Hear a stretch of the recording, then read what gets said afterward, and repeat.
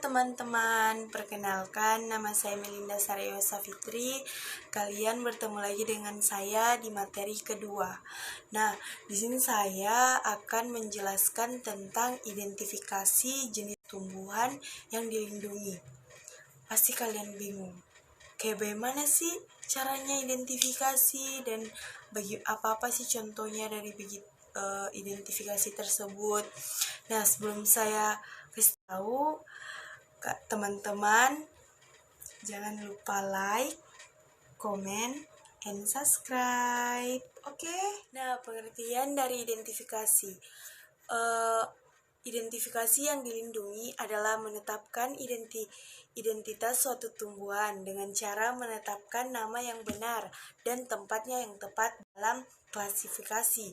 Identifikasi jenis tersebut yang dilindungi berdasarkan ciri morfologi adalah mengenali suatu jenis tumbuhan berdasarkan wujud fisik atau morfologinya dan karakteristik yang nampak, kemudian menetapkan nama yang benar dan suatu jenis pohon tersebut.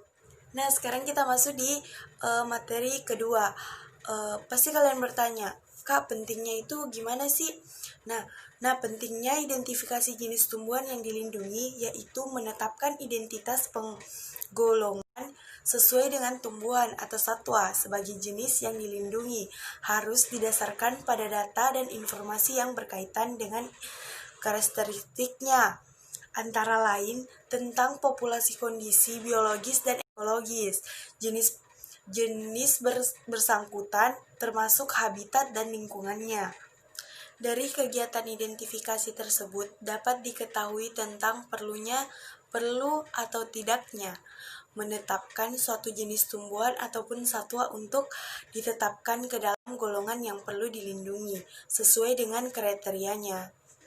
Nah, secara garis besar, kegiatan identifikasi tumbuhan yang dilindungi sangat penting dilakukan. Mengapa dikatakan sangat penting? Karena satu, identifikasi dapat menunjukkan secara pasti identitas suatu spesies, dan yang kedua itu identifikasi dapat dilakukan untuk mengecek identitas suatu spesies. Yang ketiga itu ada identitas memperjelas status dan menghindari dari kebingungan. Dan yang keempat ada identifikasi membantu membedakan jenis pohon yang memiliki kemiripan yang sama atau bentuk. Nah, kita masuk di cara identifikasi. Pasti teman-teman bertanya, gimana cara identifikasinya? Begini, identifikasi jenis tumbuhan yang dilindungi berdasarkan ciri morfologi. Salah satu caranya mengidentifikasi jenis tumbuhan berdasarkan wujud fisik atau morfologi dan karakteristik yang nampak. Nah, untuk mengidentifikasi jenis tumbuhan yang dilindungi berdasarkan ciri morfologi, kita harus terlebih dahulu mempelajari materi morfologi pohon yang ada di pelajaran dendrologi. Setelah menguasai materi morfologi pohon, kita dapat lebih gampang melakukan kegiatan identifikasi dengan cara beberapa karakter morfologi. Jenis tumbuhan seperti bentuknya, ukuran, dan jumlahnya organ. Yang pertama itu mengamati karakter lain seperti warna, aroma, rasa dari daun dan akar. Dan yang kedua itu ada mengamati adanya duri dan buah.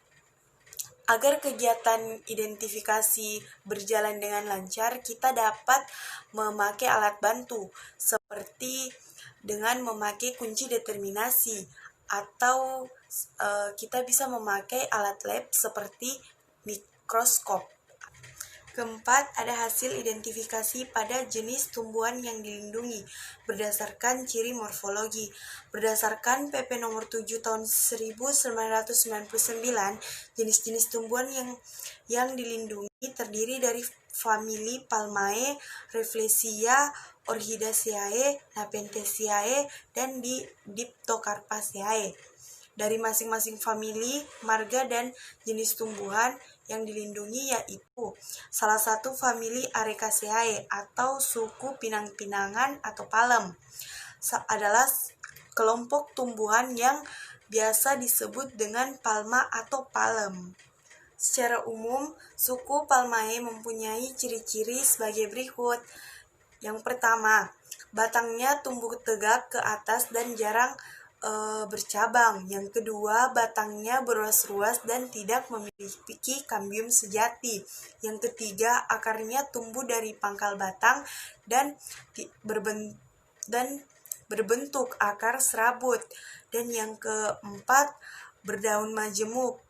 Kelima, tangkai daunnya memiliki pelepah yang membungkus batang. Dan yang keenam, bunga tersusun dengan karangan bunga atau mayang.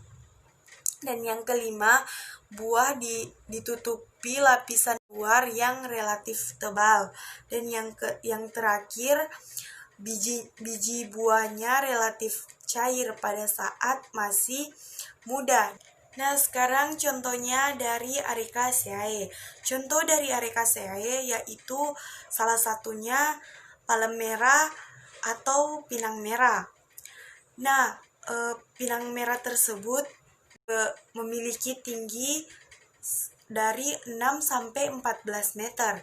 Ciri khas palem merah ini adalah pelepah daunnya berwarna merah seperti gambar yang ada di depan saya.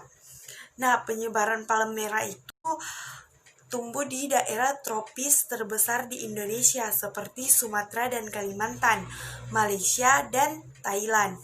Manfaat dan kegunaan dari palem merah seperti biasa digunakan sebagai tanaman hias yang ditanam di pekarangan rumah. Nah, sekarang kita masuk di famili Rafflesiae. Ciri-ciri dari famili Rafflesiae yaitu tumbuhnya parasit obligat pada akar atau batangnya tumbuh inang, tidak berdaun tetapi daun-daunnya menyerupai sisik. Contoh dari Rafflesiae yaitu Rafflesia arnoldi seperti gambar yang ada di depan saya. Rafflesia arnoldi merupakan tumbuhan parasit obligat. Ia tumbuh di dalam batang liana atau tumbuhan merambat dari genus Tetraticma. Rafflesia arnoldi tidak memiliki daun sehingga tidak mampu memfotosintesis sendiri.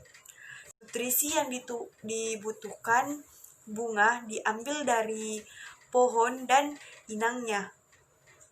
Bunga Rafflesia arnoldi memiliki bunga yang melebar dengan 5 mahkota bunga. Saat mekar, diameter bunga ini dapat mencapai antara 70-110 cm dengan tinggi mencapai 50 cm dan berat mencapai 11 kg. Dan penyebaran Rafflesia arnoldi ini, sejumlah pihak meyakini bunga Rafflesia arnoldi atau Padma raksasa merupakan tumbuhan endemik Sumatera.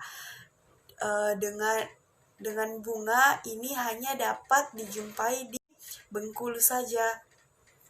Sekian dari penjelasan materi saya mengenai identifikasi jenis tumbuhan yang dilindungi. Apabila ada kata dan kurangnya mohon dimaafkan karena di sini kita sama-sama belajar. Sampai ketemu di materi selanjutnya. Sekian, wassalamualaikum warahmatullahi wabarakatuh.